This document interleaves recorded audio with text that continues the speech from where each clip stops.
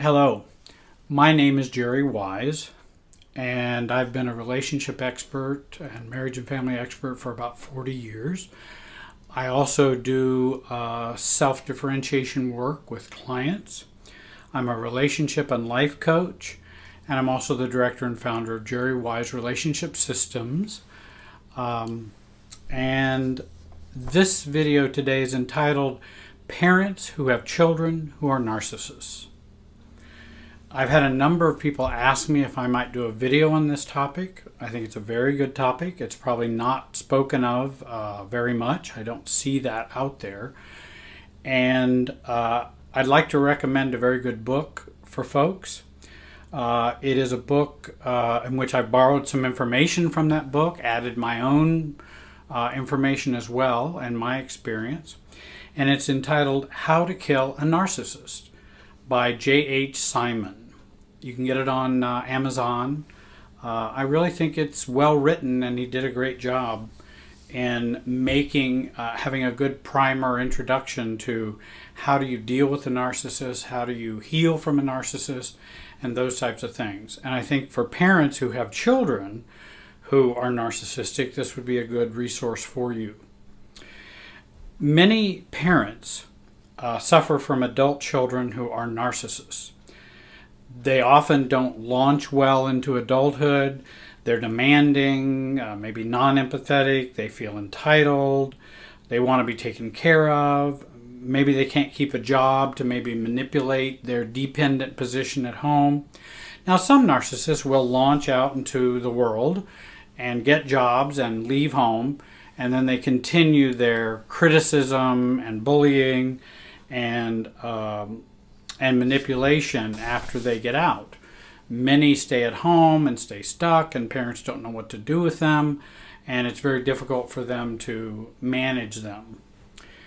Parents feel caught in this hyper-parent responsibility, and many times feel frozen by guilt and feeling very powerless when they have children in this situation. Parents may suffer abuse and have a chaotic household with the narcissist adult child living with them. And then many parents can experience narcissistic abuse syndrome as a result of their children. I think another way to think about adult children who are narcissists, that it's very similar to like addiction, where we've enabled them. There's a codependent relationship. They take control, just like if you have a son or child or daughter who is an alcoholic or addict, and we become over-enmeshed in their problems. And we get all caught up in their psychiatric difficulties or personality disorder or addiction or something like that. And I think many of the 12-step that's used in Al-Anon and other places can be helpful for disentangling yourself from an adult child who is a narcissist. So what are the traits of an adult child narcissist? Well, they tend to strive to want to be in control, even using extreme underfunctioning to stay in control, because underfunctioning can be a way of controlling as well. You just underfunction. You don't do very well. You have all the problems. You have lots of drama. And that controls the whole family dynamic and the whole family system. They use condescending stares or eye rolling. They snicker and laugh at your weaknesses. They speak about you, say, in the third person when you're present, where we feel shamed and powerless. Well, Don doesn't like the mess that I made, and Don's the dad. And the child will say, well, Janice doesn't like how I did such and such. And again, it's a very demeaning way to communicate. They inflate themselves through their painful stories in which they are highly superior, making everyone else feel small in the stories. They inflate themselves through assertion and deflection. They don't want to admit guilt or weaknesses. They say, I always, or you always, or I never, or you never. And again, they always deflate somewhere else because they can't stay responsible for their behavior. They'll get off on something else. If you criticize them, they'll talk about all your faults. If you want them to do something, they'll talk about all the things you don't do. And that's deflecting. They deflect in that way. They inflate themselves, and they ask critical, rhetorical questions. Like, why did you arrange the plates that way? Or what are you wearing that shirt for? Which is kind of a bullying tactic when they do that. It's very demeaning and doesn't feel good, and it's a rather put down. And they're kind of superior, telling you what you need to be doing or ought to be doing. They refuse or are not able to empathize or support others or support you as parents. You'll do everything for them, then you have a flat tire and they don't want to help. They can't help, they're not going to do that. They don't allow you to set boundaries. They refuse to go along with your plans or allow you to influence them. They want to call the shots. They make unwelcome, supposedly neutral observations. You need to buy some new shoes. You need to get your hair done. And again, that's unwelcome advice or observations, which always puts everyone in a lesser diminished position. They feign or exaggerate concern. It'll be fake worry or fake helping you to make you feel small and incapable. And again, it's kind of fake in its concern. Well, I'm concerned about mom when really it's not a heartfelt concern. It's a part of that narcissistic syndrome. They compare you to others in a very put down way. They hijack your reality. In other words, their reality is the only thing that matters. Your reality doesn't matter at all. Only the ways they see it is what's important. They can be charming. They can practice love bombing. And then when they want something or need something, they get all lovey-dovey. They act very charming and very cooperative, only to have that be reversed after they get what they want. They can even be frightening at times because they can have mood swings in which you can't control those mood swings. They can be very angry or irritable. They try to keep the parents in a psychological cage. And that psychological cage, they want to be a very strong box that they want to keep their parent in. They don't want their parent to think outside that box. They are shameless. Even though shame is a big part of their personality disorder, they don't experience shame and they don't talk about shame. That's a very unconscious part of their process. And they don't feel guilty. They don't feel guilty. If they haven't done something they said they would do, they don't care. They want to control others' minds and emotions. And then they practice reverse intergenerational intimidation. Many times I've talked about in other videos, I've got about 150 out there if you want to take a look at them.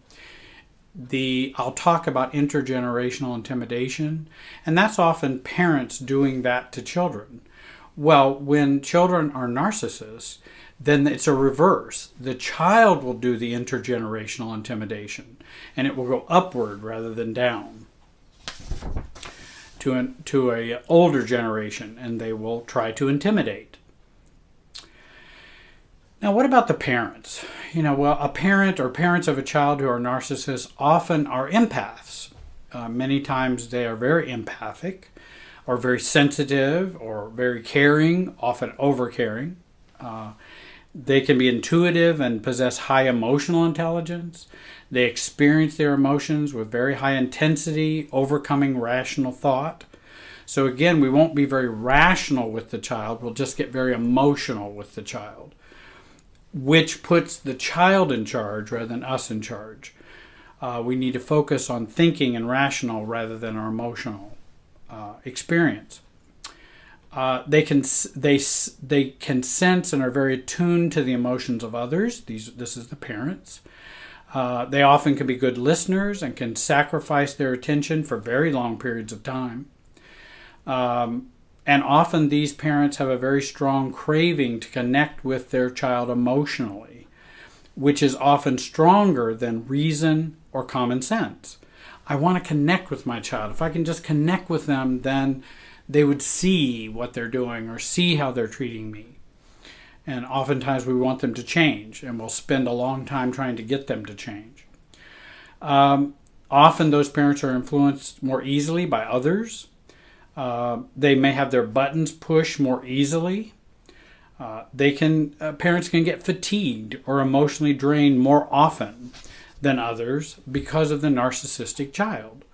It's very draining when you have to deal with someone like that day after day after day. They often desire more structure in their lives, but the child wants chaos and very little structure. Or they want structure their way, and they will create chaos until they can get it. So, how do we heal and how do we break free? Learn about enmeshment and becoming more emotionally autonomous. Learn to self-differentiate and become a true, authentic self.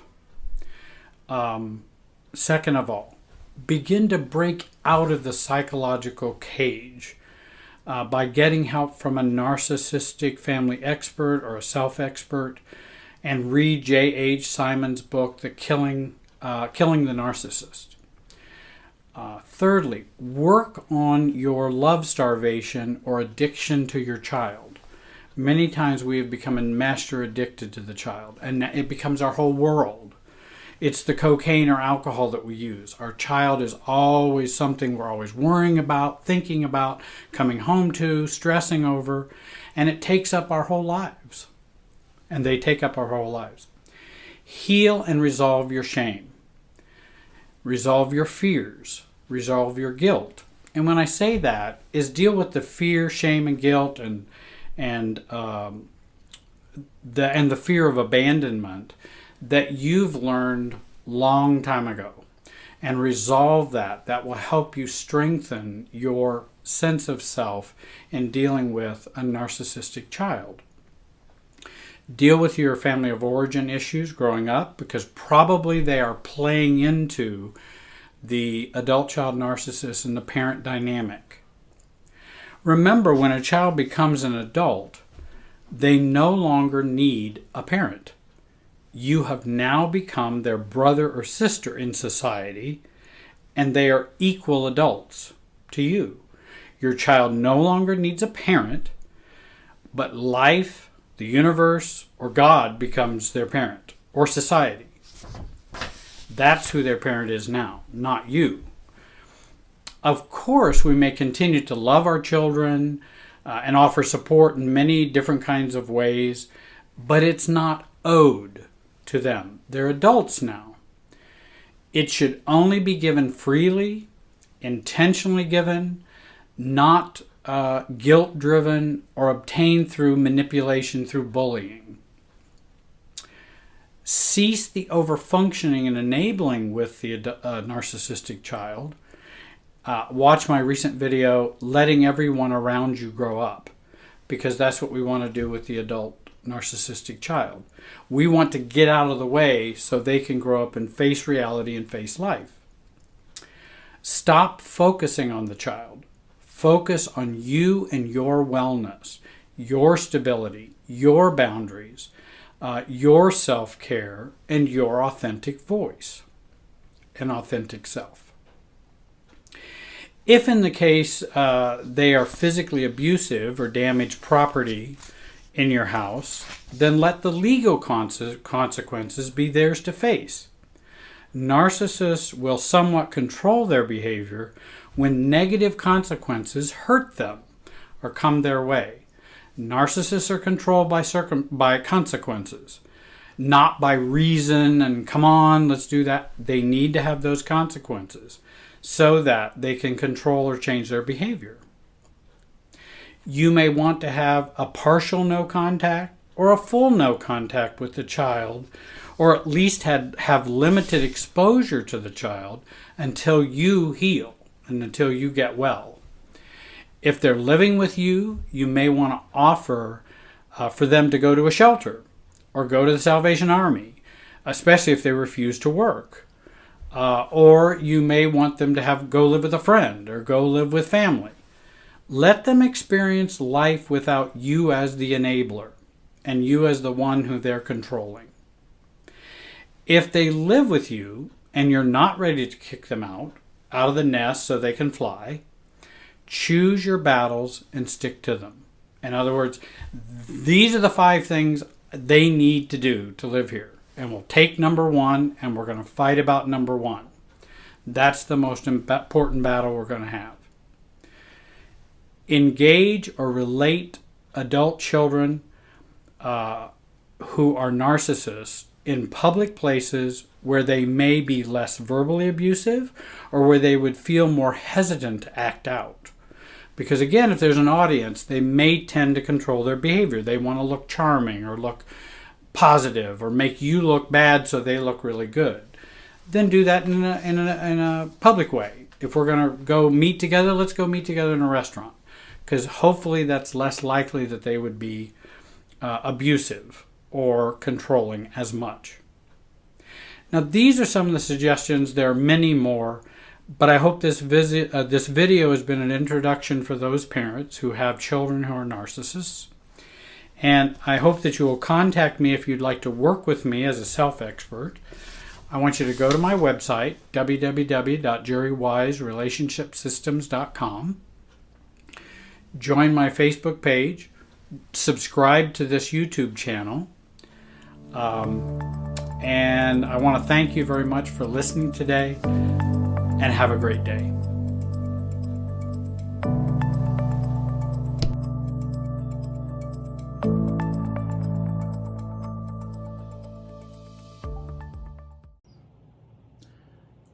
Anna Hampton on her blog states, "I don't trust words. I even question actions, but I never doubt patterns." It is so easy to become an expert on narcissism. There's a lot of information out there. A lot of people put a lot of time into learning about a narcissist. Again, that's not a bad thing to do. However, it is so easy to stay unaware of ourselves and our patterns of interactions with the narcissist. And I think this is the way out. This is the way to find ourselves. One client said to me, "I can tell exactly what my narcissistic mother is going to do, but I have no idea what I should do. I don't know me." We blame the narcissist for the hurt, our low self-esteem, meanness, their lack of empathy. We can fear and anticipate the narcissist's reactions, actions, words, and behavior. Again, we are the expert on the narcissist, but we're not the expert on ourselves. And that's what I try to help those who come who are adult children of narcissists, who have narcissistic tendencies who have tendencies towards narcissistic relationships. One way out of this dilemma is to focus on the patterns that include us. Not just the cause, but how we are a participant in those patterns. Many of us have learned a lot about how the narcissist functions. We've missed the important information of how we respond, react, how our anxiety works, and what is our pattern behavior. And what I think is really important is how that anxiety works in a relationship with a narcissist. Let me give you an example. I think you just, a narcissist says to a wife or a girlfriend, "Hey, I think you're just stupid and wrong. I don't know why you're this way. It drives me crazy. I'm even embarrassed to go out with friends because of you."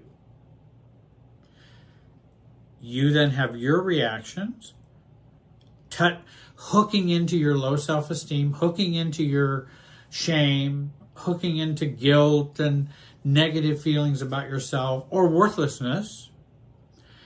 And then he decides, hey, that I did do that. I'm going to tell her I love her, and I'm going to buy her some flowers. Words, I love you. He buys you flowers. Actions. And remember what Anna talked about? I don't trust words. I even am uncertain and don't even trust fully actions, but patterns I don't doubt. His pattern is he ridicules you and puts you down. Later he says, I love you, and buys you flowers. He feels entitled to be mean to you because he always knows he can stabilize you and the relationship through love bombing and or gifts. But it is fake attention. And again, how capable a narcissist's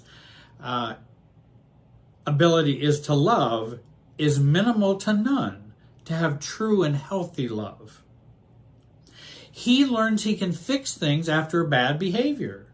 It gives him more latitude to not respect you or put you down in the relationship in the future, because he knows he has that option, and that's the pattern he can use.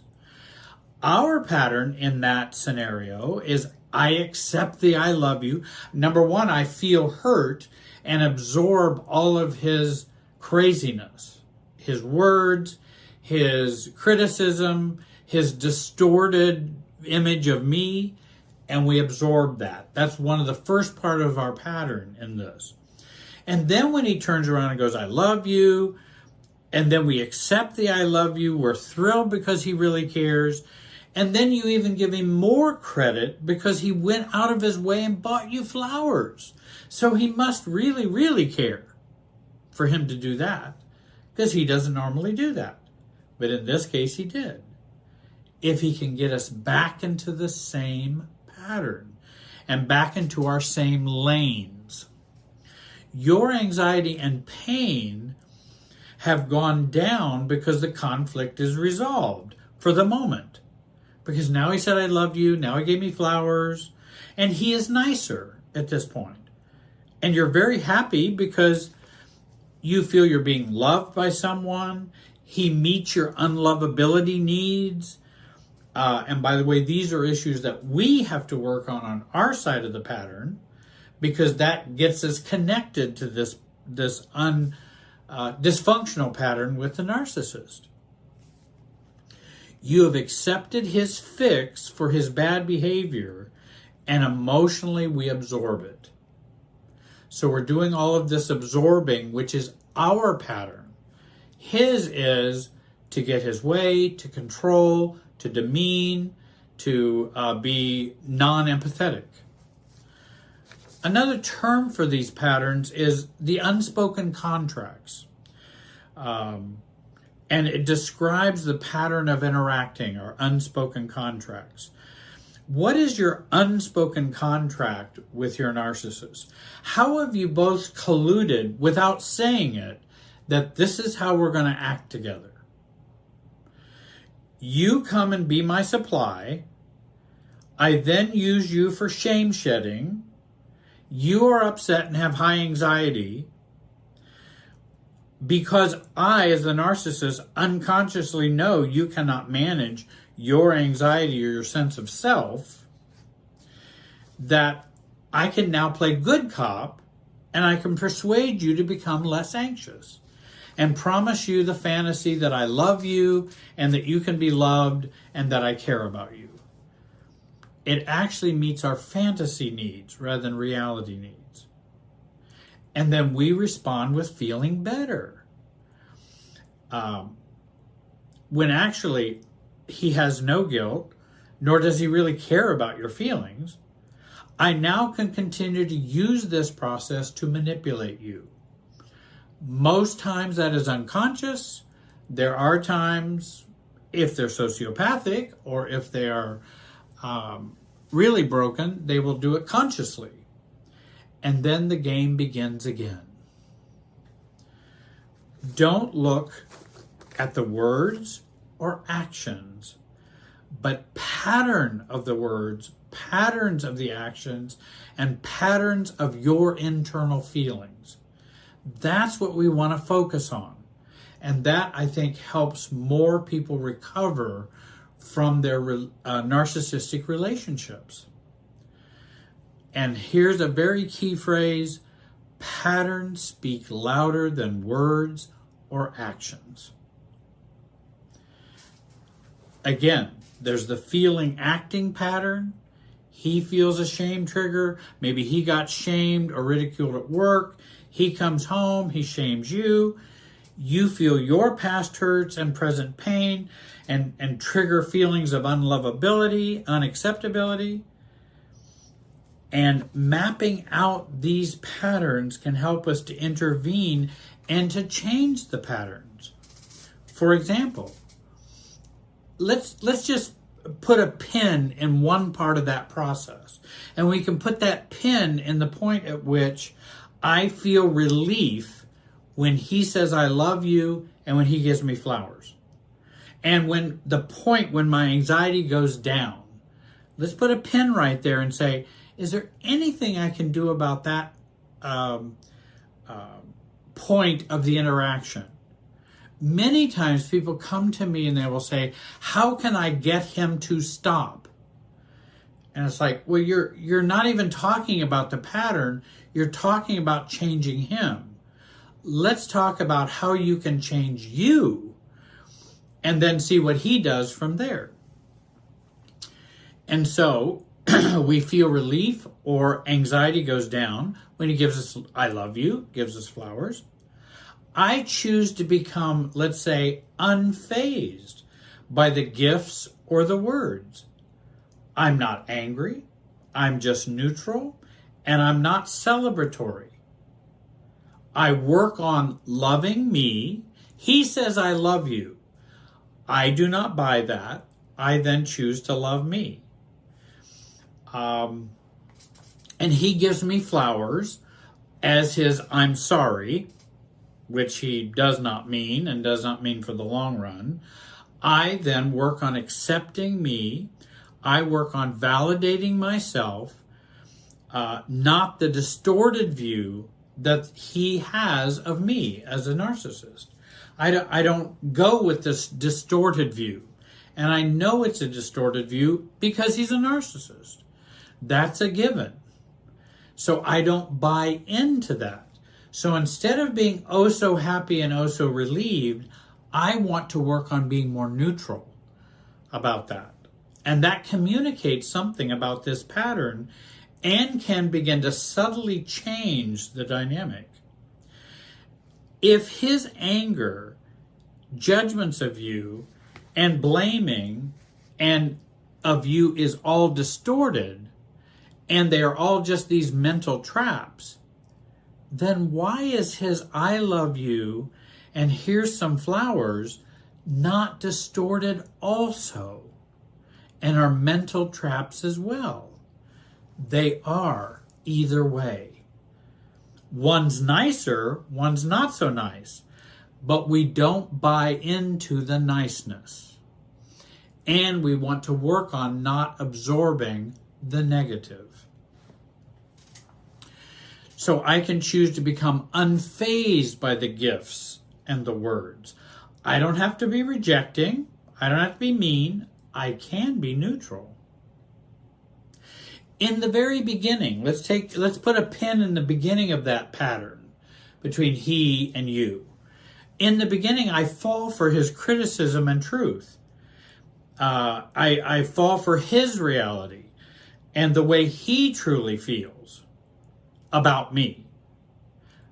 But I can work on, no, that's not really true about me. That is Coca-Cola talk, which if you listen to other videos of mine, and I hope you will, and listen to the playlists about self-differentiation and also about adult children of narcissism, that's not the truth about me. He has a distorted view.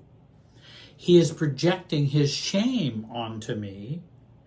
And instead of listening to his diatribe about how bad I am, and I can make an excuse to take my exit. that I need to leave. I can choose also not to absorb it or internalize it. This is a true goal for it is to be, because the true goal is for it to be internalized in me. I can even practice, I could even write down in the beginning when the narcissist was saying, I think you're stupid and wrong and act like a child. You can even write those things down and practice not absorbing them. Put it down on paper and read it out loud and practice not taking it in. We can even do those kinds of exercises to help us become stronger. I can choose not to internalize that. I can choose not to absorb it.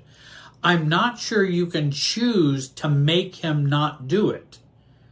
And that's what many people come to me and say, how can you help me make him stop?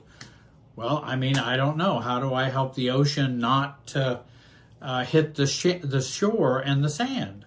I don't know how to do that. But I can help you with where you're standing on the shore so you don't get wet. I accept that he is not normal with a problem. He is abnormal with a problem, not normal with a problem. He's abnormal with a problem. And so his view of me and reality is distorted and gets weaponized in a relationship. And we don't want to act like he thinks I am.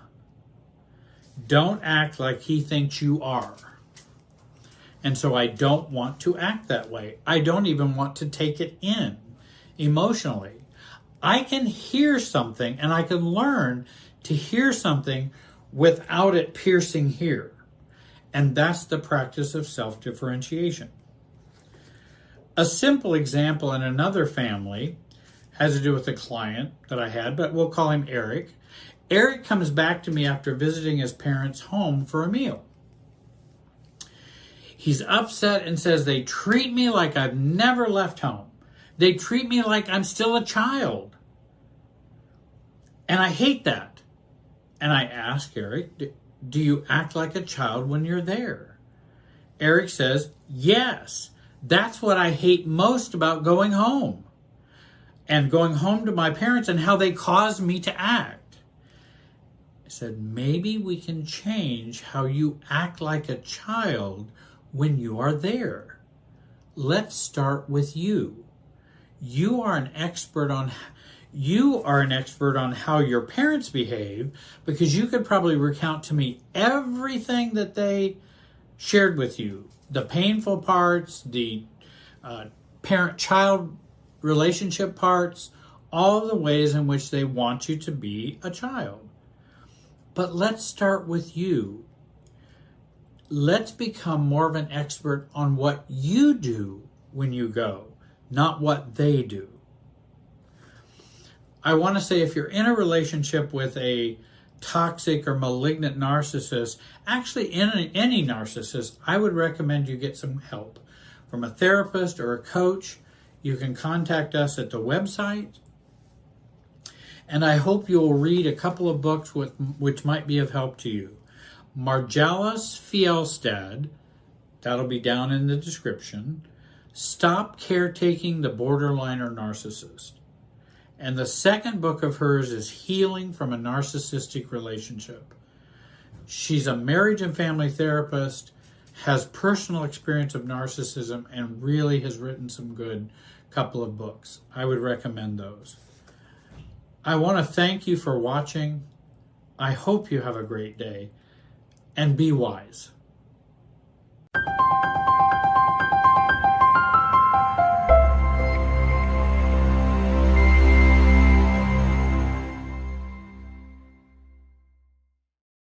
Hi everyone, my name is Jerry Wise, and for over 45 years I've been helping people who grew up in narcissistic, toxic, and dysfunctional families. And I have worked with them to get their family dysfunction out of them and become their true selves they were never allowed to be. Today I want to talk about 9 things I wish I knew 60 years ago about healing from family dysfunction. And I want to share these with you. The number one thing that has probably done the most to change my life, change my thinking, change my emotional life, help me to survive very difficult times, and also heal from trauma. And that is self-differentiation. So number one, learning that self-differentiation was the key. And you may think, well, I don't really know what that is, or that's fine. If you don't know what it is, I have plenty of videos where I begin to talk about that. And I'll even talk about what self-differentiation is now and how it's missing from most of the advice out there. Because I knew that my self-esteem was bad. I did kind of know that. And I did feel bad about myself. Good codependent, religiously addicted, messed up in many ways, mentally and emotionally. And I did not know how my self-esteem should go up. How do you make it go up? What do you do to make it go up? And of course, I went on a quest to try to figure that out. Going to school for pre-law, music, and then into psychology, pastoral counseling, marriage and family therapy, and on from there to learn how to heal myself is really what I was doing. I knew things weren't great in my family growing up. I wanted to be not my family. But how do I become not my family? Because that's all I knew. That's all the programming and experience that I had had. I had not grown up in anybody else's family. I'd only grown up in my family. There was a lot of simplified, superficial advice out there that was good. I would even say it was good advice, but it didn't get to the core, I felt. And that underlying broken paradigm, it just didn't go deep enough. Again, the advice may not have been bad advice, but it didn't go to the heart of things. And it tended more for me to be more superficial. No one was talking about how relationships work, how relationships are systems with pushes and pulls, and also how my dysfunction was caught up in all of that and in all the relationships in my life. In beginning to discover that, I felt a greater empowerment when I began to learn about self-differentiation. Simply put, self-differentiation is being yourself, being your true self, while not taking on the toxicity or expectations of others, and just being you. And I didn't mean in a mean way, in an arrogant way, but learning to be you as a solid self, and you're not guided by other people's expectations, other people's approval, likes of you, dislikes of you, even their toxicity or anger or frustration. That's not guiding your inner core. Second of all, don't change others. Focus on changing your emotional location, which basically means change you, not them. I think I try to explain to people, and I talk more about it in other works that I have and workshops and programs that I've created for those who follow me, that when you become more emotionally detached, that's a change of your emotional location. If you have a puzzle and all of the family is in this puzzle and all the pieces fit together, if one person in the puzzle becomes more detached and more a real self, that changes their location in the puzzle. And then others in the puzzle have to shift and change around to either force you or want you to come back, reject you so there's just a hole missing, or they come to adapt to the new you. But anytime you make that mental and emotional change, a paradigm change, then You're changing emotional location. And that's very critical for how you experience the world. If I give up feelings of guilt and shame and shift my emotional location in the family, then what happens is when I give up that guilt and shame, it shifts that location in the family. I'm not in the family in the same way.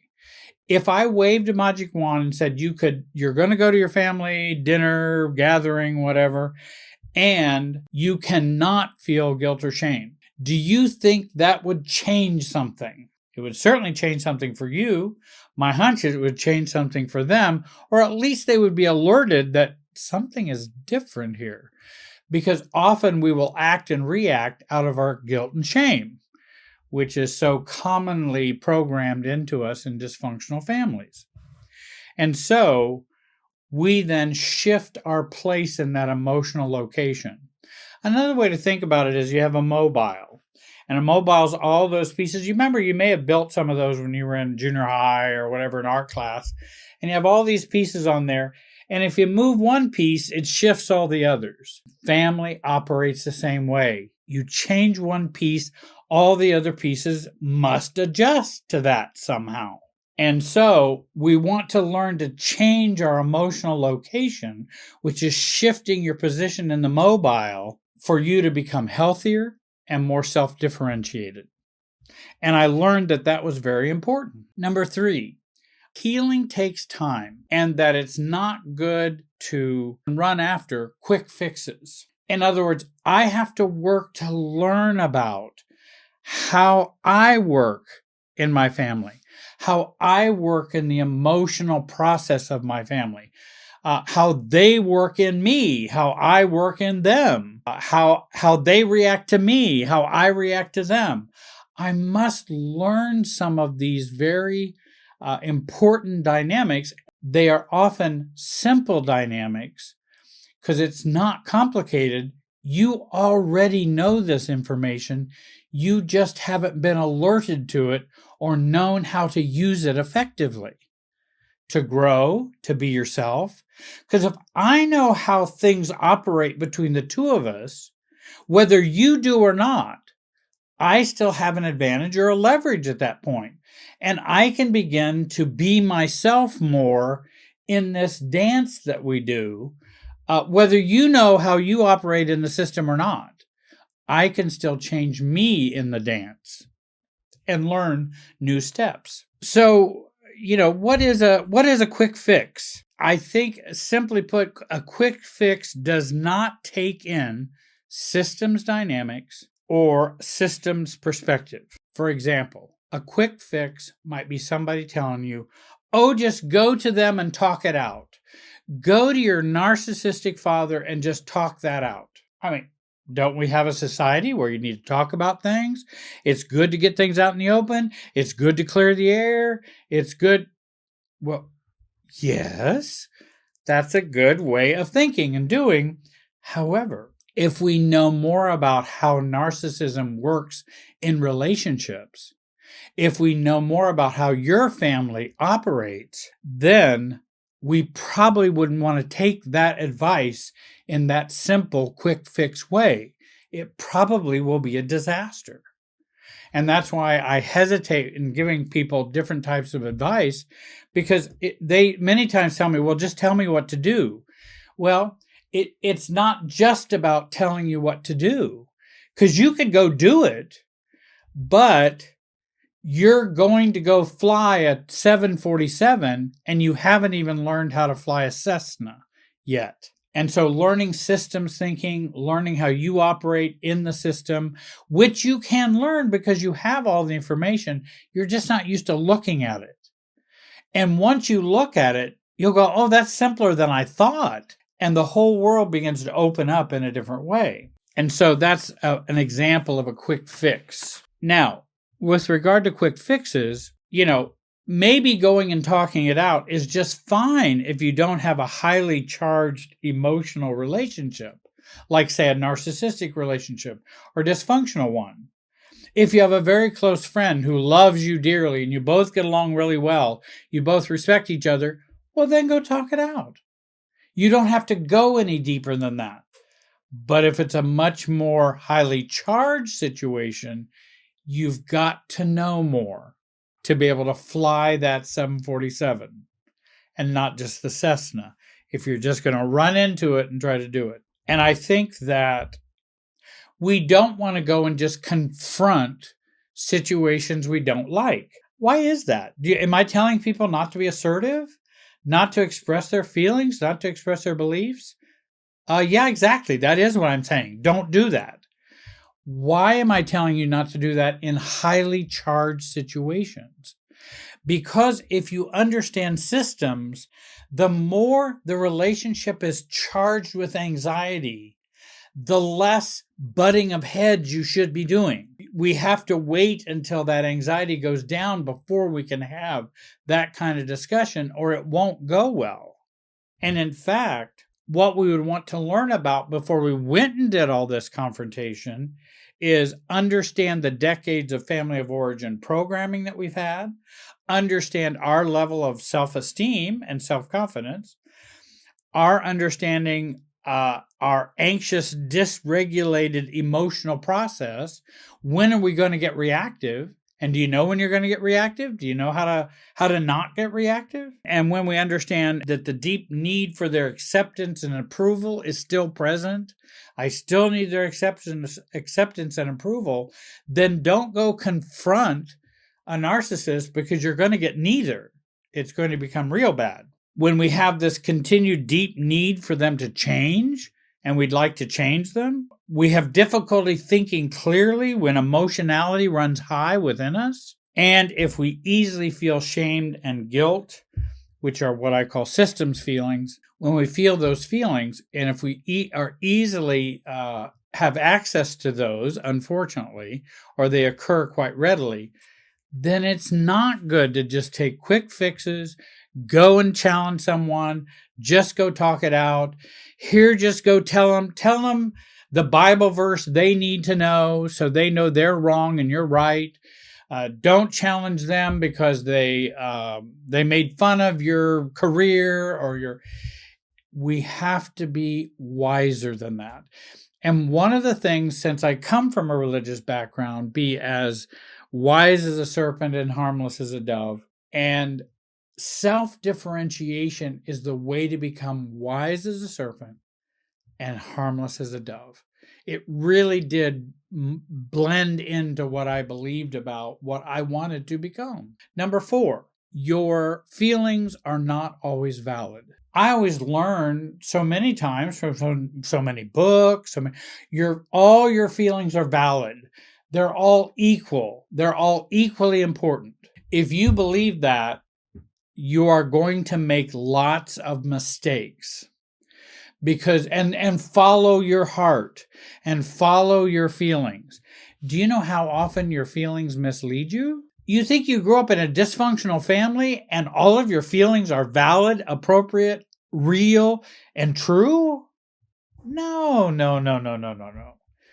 Your feelings are not, many of them are not. And in fact, I had to come to learn to understand the difference between systems feelings and my real feelings. I didn't know that all feelings shouldn't be honored. All are valid, but not because they are true. In other words, if you have systems guilt and feel guilt, and that's feeling guilt over nothing, you haven't done anything wrong, there's no reason for the guilt, but you feel guilty because they want you to feel guilty.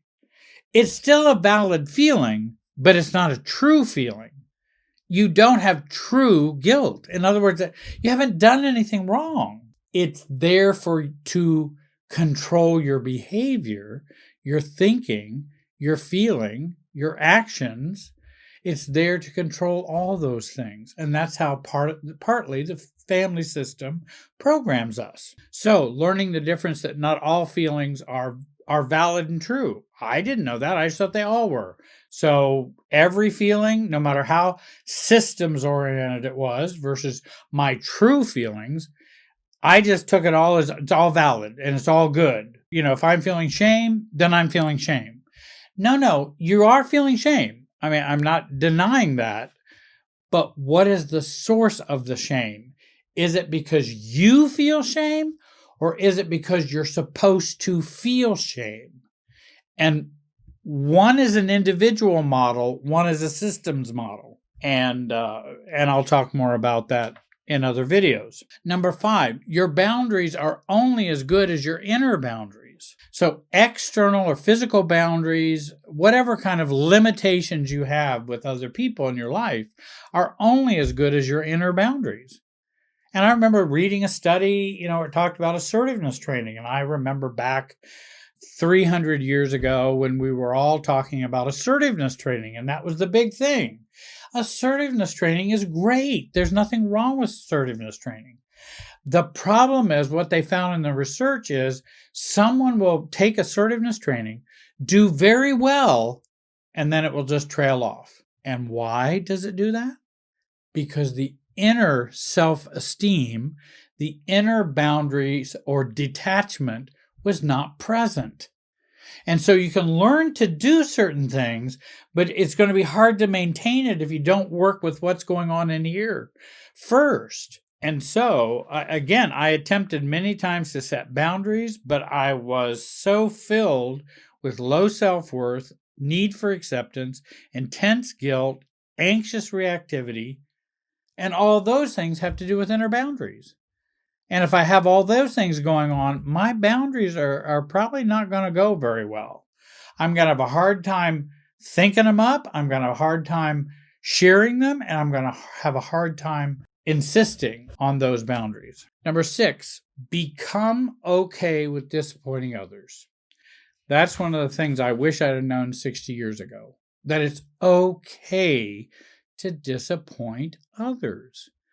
That's called life. Have you, and as a good codependent, as I was, that, you're not supposed to disappoint other people. And it was too painful for me to disappoint someone else because it caused me too much upsetness.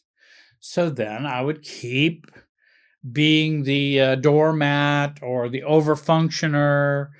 And again, the difficulty was, it was so important for me to learn to disappoint. And really, to not disappoint others is to rescue them from their feelings. And so I needed to learn not to rescue other people from their feelings or their experience. And I remember going through chaplaincy training that was very, very tough training. It was very significant and a grind to go through. And the supervisor I had he was actually phenomenal, but he actually drove us absolutely nuts because we were just so novice at what we were doing, and he was quite experienced. And he would use that to help us learn and grow very quickly, but it was painful. And learning not to rescue the people that we were working with, patients who were dying, family members who are experiencing deep grief. It's not helpful to rescue. It's helpful to be alongside and be a support. But boy, that's tough to learn that when someone's really having a hard time. Or, as I've had for clients for 45 years, a client says, well, how do I do that, Jerry? I don't know how to do that. I'm just lost. Do I rush in and rescue and fix? No. I go, well, where did you learn that you don't know what to do? And where did you learn that you were lost? Let's go back there. Rather than me going, well, let me tell you exactly what you should do and do this and do this and do that. Let me rescue you. And then, of course, if it doesn't work, they're going to blame me. And that's just not a good dynamic between the coach or therapist and the client. It's not a good dynamic to have that. It doesn't mean I don't care. I know how it can feel to feel lost. I get that. But lost doesn't mean you cannot find yourself, if I can say it that way. You can be lost. You also can find yourself. Because you are with yourself, you are yourself. But more on that later. Number 7, don't use normal rules for abnormal relationships. That was something I began to learn. over these many years and how important that is. But that's also looking at it in the sense of more of a systems way of looking at it. And what I mean by that is, if you believe love your neighbor, okay, I think it's a wonderful thing. It's fabulous. It's a good injunction. It's a good law. It's a good, that's fine. However, how do you live that out with a malignant narcissist? How do you live it out?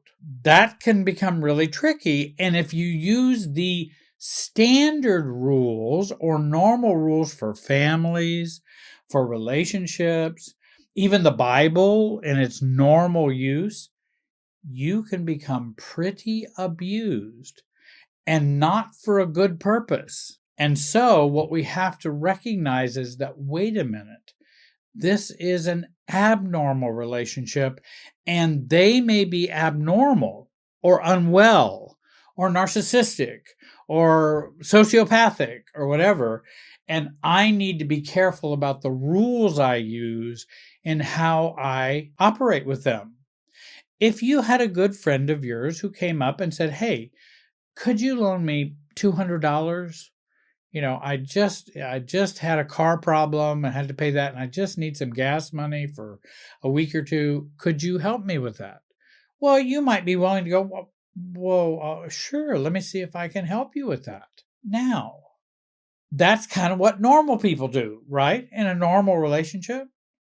But in an abnormal relationship, someone may want to take advantage of you and may be looking to abuse you in some way. So in those situations, I may not loan the $200 or give them the $200 for their cash. So I'm using abnormal rules. I'm not going to help you because of the toxicity that's there, versus, oh, of course I'll help you because we have a normal kind of relationship that's more mutual. So I learned that I have to watch how I apply all of these rules and social norms that I've believed all my life and how they apply. And we have to be very careful about that. Yeah, in terms of normal rules, I always felt I had to accept and play by the rules others set. You set them, and then I need to play by them. However, they would act abnormally and in a toxic or abusive way and expect me to use conventional, healthy, and caring rules towards them. That's very unwise. It is very unwise to do that. And in fact, you will be enabling the toxicity. In other words, having a dynamic where they express, I won't respect you, but you should always respect me.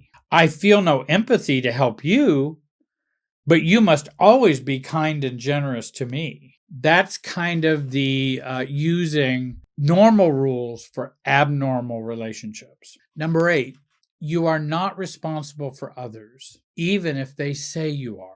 I always felt over-responsible for everyone. I just had a big, over-caring heart, I thought. But my caring at its core was not actually about them. It was actually about me. My guilt, my anxiety, my fears, my need for approval, my low self-esteem, because then I could use me caring for them to lift my self-esteem. And I'm not saying helping others doesn't improve depression and can help with self-esteem, but that's not the dynamic I'm talking about right now. It's that I would use that in a way that I felt over-responsible for others. Their feelings, however they felt, whatever they thought, it must be my responsibility. And came to learn that it really isn't. I have enough to deal with my own feelings, thoughts, beliefs, wishes, wants, preferences. I've got enough to deal with that without managing yours. And I would manage others all the time, and it just became overwhelming.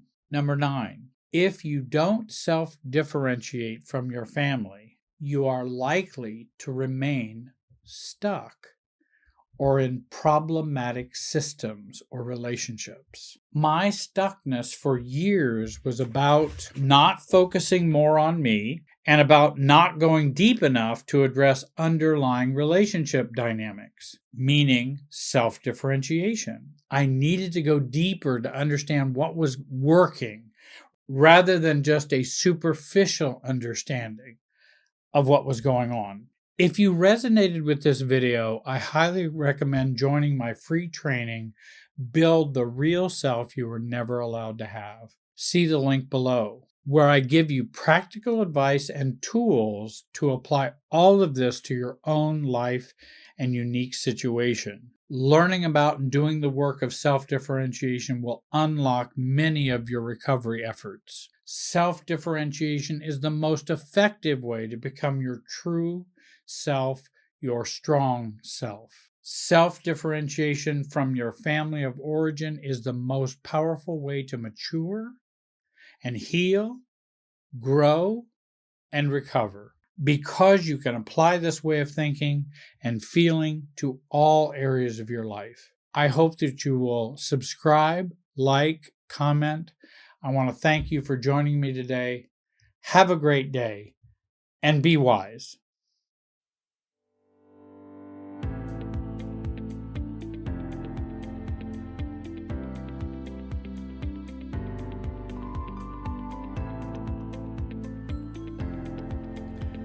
Hello, my name is Jerry Wise, and I'm a relationship expert, and I've been a relationship expert for probably 35 plus years now.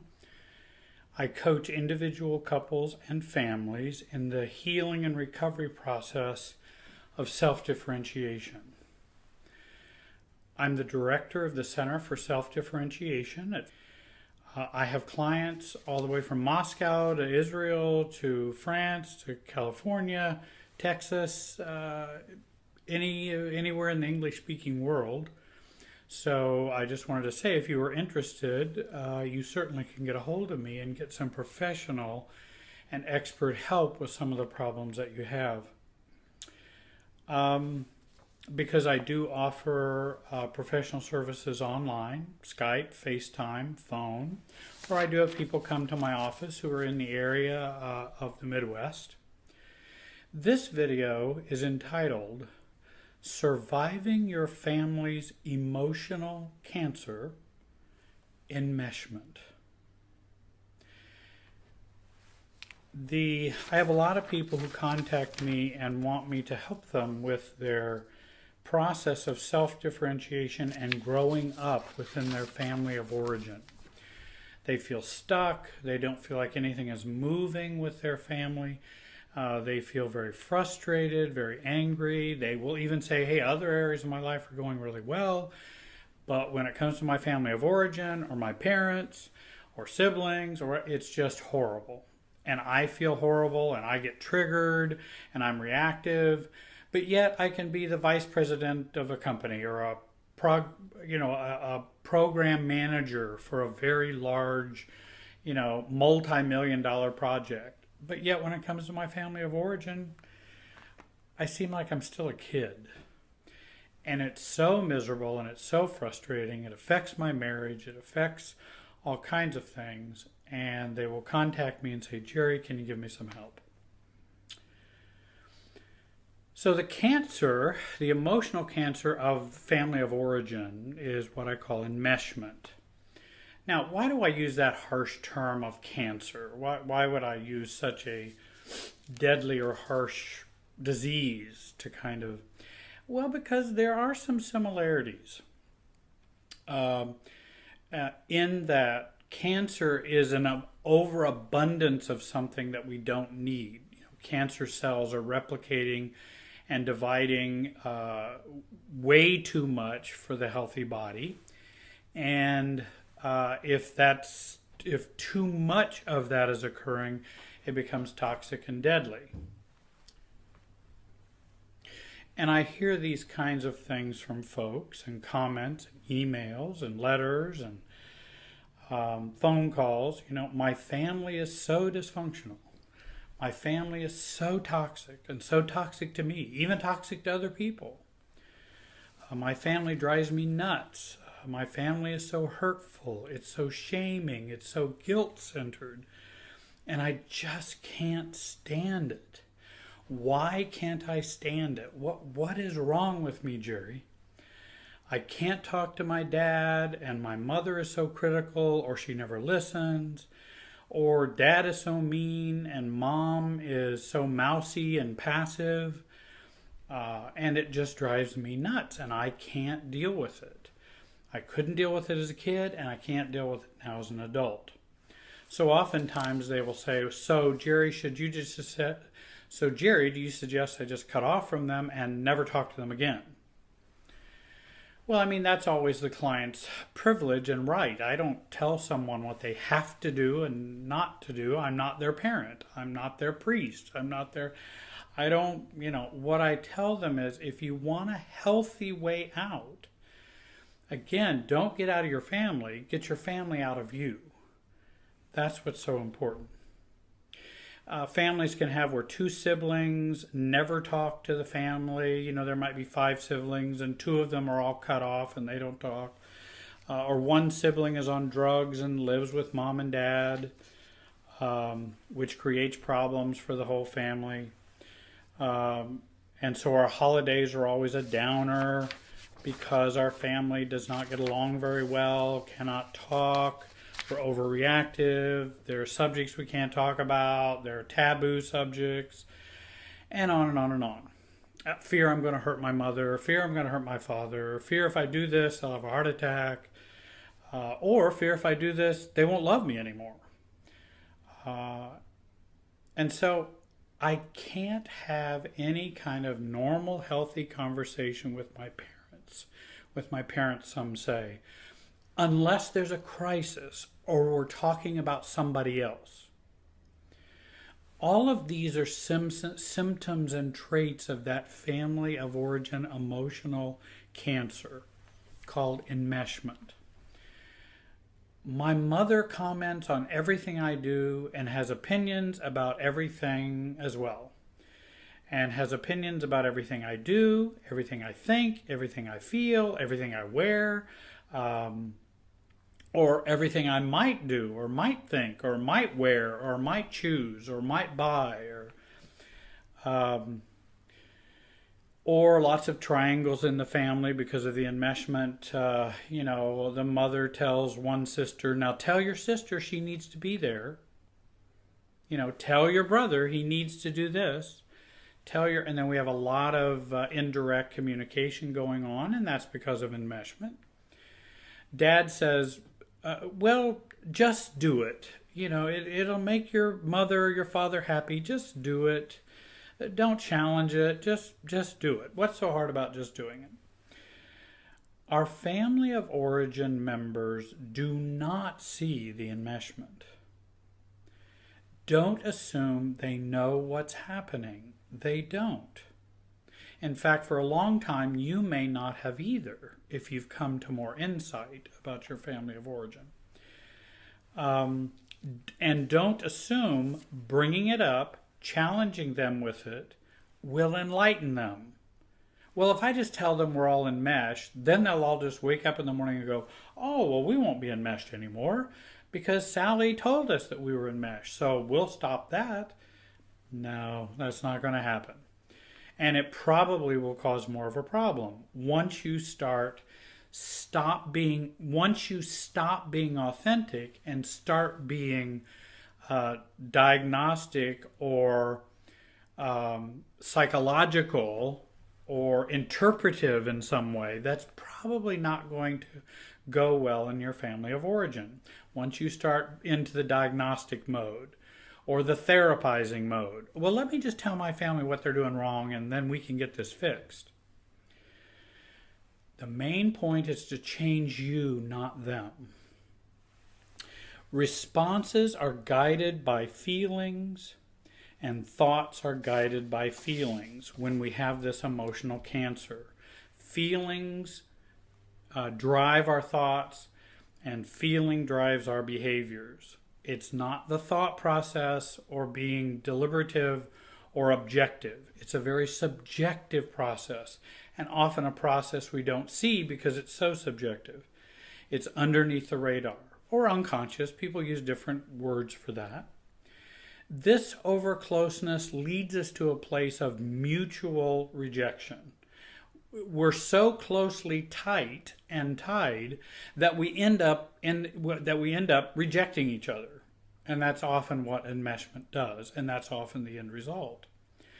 It ends up in fights, arguments, slammed doors, phone hang-ups, silence. All those are traits of enmeshment. People say, well, I was just angry. Yeah, but your anger had a root source, and that was your enmeshment with them. We still have an emotional umbilical cord attached to our parents or to our family of origin, and that's that emotional cancer I'm talking about. The without you, I'm not okay feeling of enmeshment, or without you being who I need you to be or want you to be, then I'm not okay feeling. That's enmeshment. There's a low tolerance for differences or differentiation. In other words, we can't handle that you might disagree with how we feel about things or where we think things should go or how you should parent or whether you should buy that house or not, or it really should run through us because we need to be very much alike. That's that pull of enmeshment. We must think and feel alike. We must be as one. Now, what's interesting is that, there was a time when that was essential. But that was many, many years ago when we were infants or dependent in a very natural way in our development. The thing is, families grow up, but they keep the infantile or they keep the emotional dependence going. And sometimes they even keep the physical dependence going. We'll pay your bills. We'll take care of you. We'll support you. So you don't have to have a job. I mean, parents will even go that far. When we have this enmeshment, we must give up self to be in the relationship. And we've always given up self to be in the relationship. Then we always give up self to be in a relationship with adult partners or spouses. And we don't find self to be in the relationship. Because if you find self, that's going to challenge the relationship. As I've said, every human being begins and enters the world totally dependent on others. Totally natural and appropriate. But where have we grown from there? And many times we've kept the emotional dependence going. And many families want that to go on. Many families believe this should remain, and it is the norm, even though there's an aging process and a maturity process that wars against it, because as we get older, we want to find a job, we want to establish our own family, we want to establish our own beliefs, our own family rules, etc. So maturation, growing up, wars against that enmeshment, but families fight against that very strongly. Even kids can fight against it as well. Dysfunctional families want it both ways and learn the messages. For example, grow up, but don't leave home, or don't leave me, or don't leave us. But grow up, be yourself, but let the family guide you and don't get too far away from who the family is. Be yourself, but not different from us or me. I call this, in a family of origin setting, parentism, which is, well, I'm your parent, so I have a right to ... Even when the child is 55 years old, 60 years old, 40 years old, 35 years old. I'm your parent, so I have a right to, and then you can fill in the blank. That's parentism, is what that is. And that's a continued enmeshment. No, you really don't have a right. I mean, you have a right to have your own opinion. I mean, it's a free country. You can have your own opinion. But that doesn't mean you have a right to violate boundaries, to not respect me as an individual or as an adult. No, that's not okay, even if you're a blood parent. So how is this a cancer? Because like many cancers, it's the toxic effect of too much of a good thing. Would you agree we all need water?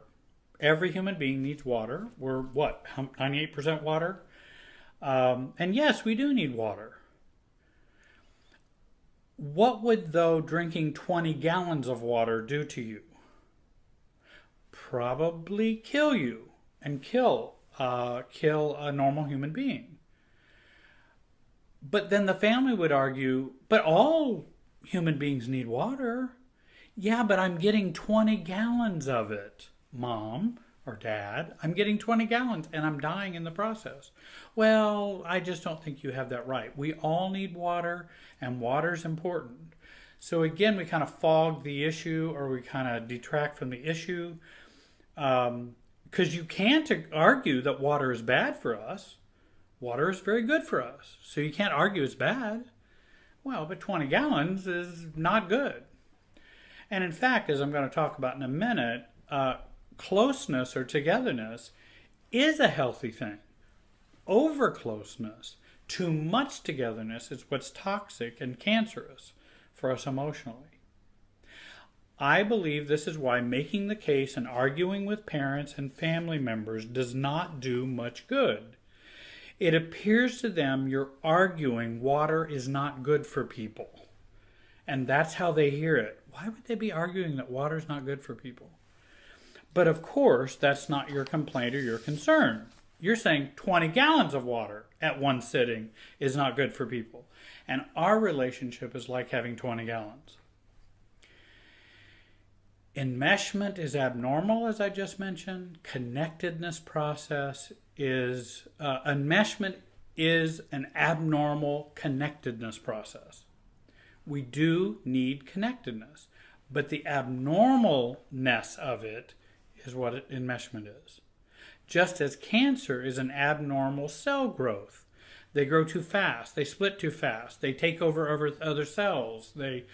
So it's not that cells are bad, but a sick or toxic process, disease process, is bad. Cancer is too much cell growth. And again, for all my physician clients out there, and I realize I'm oversimplifying cancer, and so don't criticize me too much for my analogy. Enmeshment is too much connectedness, too much of the togetherness force. There are two healthy forces in emotional relationships from birth to death. One is togetherness, one is separateness. We need both. We need both. We need a balance of both. Too much of either process produces an emotional tumor that can end up being toxic cancer. And this toxic cancer of overcloseness or enmeshment is often the root cause of abandonment issues, adult relationship failures, reactivity, anxiety and fear, guilt, shame, feelings of low self-esteem, never feeling good enough, depression, suicide, other mental illnesses, caretaking, enabling exhaustion, anger and irritability that gets displaced onto others. Because when we are enmeshed and have an overcloseness to our family of origin, or even to other people, it spills out other places because it's too much of something. And so it has to bleed or push out in other ways. So what do we do about it? We reduce the size of the tumor or the cancer. We work towards less togetherness or less emotional togetherness, less over closeness. Again, the problem is internal, not simply reducing your physical contact with someone. Like, I'll just move to California, 3,000 miles away from so-and-so, then I won't be enmeshed. No, you can be enmeshed 2,000 miles away. You can be enmeshed 8,000 miles away. It's the emotional distance we're looking for, not the miles. Work on healing your inner child and his or her fears and neediness. That's where the emotional enmeshment keeps its drive going, because of those fears and neediness. Secondly, learn to behave differently with enmeshed or unhealthy family. Warn them that you're going to be changing, then begin to change in some ways and target ways in which you want to begin to do that. I have a video in which I talked about a family prayer that I was always expected to give at meals and at holidays because I happened to be a pastor at that time, and I didn't want to do that. I did, just because that was what I did for a living. That isn't what I wanted to do every time we got together. So I warned everyone that I didn't want to do it, wasn't going to do it. I think it should be shared around. And then when it came to it, I stayed quiet. And so you warn them, and then you proceed further with your actions. I would get a coach or a therapist who understands and uses a Bowen Family Systems approach to help you with self-differentiation. I've found it the most helpful and the most clarifying. Thirdly, don't worry. Perfection is not required. Self-differentiation is a way of life, a journey. It's not just an act. It's not a state where you just, okay, now I'm self-differentiated. It is a process that continues on, and we continue to work on it and get better at it and clearer at it, clearer about ourselves, clearer about relationships. Fourthly, decide what you want, you feel, you believe, you need, and you accept. What do you accept? Not what does my family accept, not what does my father accept and thinks I should accept. What are your beliefs? What are your goals? Where are you trying to go? That's not always easy because many of us have not learned to do that. We just had expectations, and we have to live those expectations. You may need help with this. Again, you can get help to help you with finding out what you feel, you want, you think, you believe, so that you can self-differentiate, be yourself, a true authentic self. Fifthly, remember there will be resistance. The family doesn't want you to change. No matter how much they say they do, they really don't, because it's like a mobile. Everybody has their place, and there's a place for everyone. And you're supposed to function in that place the way you're supposed to function. You start messing with that position or that place, you're going to cause lots of problems. And so there will be resistance. There are ways, and I have some resources for you if you want to write me an email. I can give you resources to deal with that resistance. Stay with it. Things will change. It will get easier, and you will begin to enjoy fewer symptoms of the family's enmeshment. It really does work, and you will find yourself becoming more calm, more centered, less needy, more relaxed, can think better without just getting overreactive. And, in this video, I know I can't give you all the steps and advice in this short video. And so I can't try. You'd fall asleep or get bored. I don't know. If you want to free yourself from the family enmeshment, over closeness, or that emotional cancer I talk about, contact me. My contact information is on your screen, or it's below in the notes. I hope that you will please join our YouTube channel. Please share this video on your social media. I found a lot of people are helped by our videos. People have been helped by my videos. Even if they don't come and see me, they have said, hey, I've watched some of your videos and I gained more from that than 5 years of therapy. Because the videos are like therapy. I hope that you'll watch many of the other 100 videos I have on YouTube. And I want to thank you today for watching, and have a great day.